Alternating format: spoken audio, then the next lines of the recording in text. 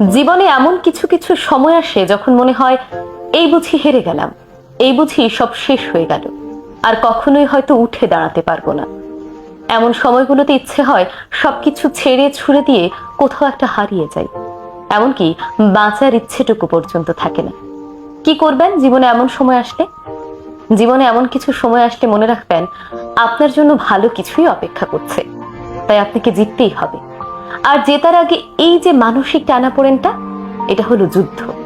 আর এই যুদ্ধে আপনার প্রতিপক্ষ আপনি নিজেই, অর্থাৎ নিজের সঙ্গে নিজেকে যুদ্ধ করতে হবে। আর এই যুদ্ধে জিতবেন কেমন করে? মনে রাখবেন, এই সময়ে মাথায় আসা উটকো ভাবনাগুলোকে কোনোভাবেই প্রশ্রয় দেয়া যাবে না, কারণ প্রশ্রয় দিলে যে কেউ মাথায় চড়ে বসতে চায়। যেখানে সবকিছু শেষ হয়ে যায়, সেখান থেকেই নতুন কিছুর শুরু হয়। জীবনটা এমনই, ভালো মন্দ নিয়েই জীবন। আপনাকে ভালো কিছু পেতে হলে মন্দ সময়ের সঙ্গে লড়াই করে যেতে হবে।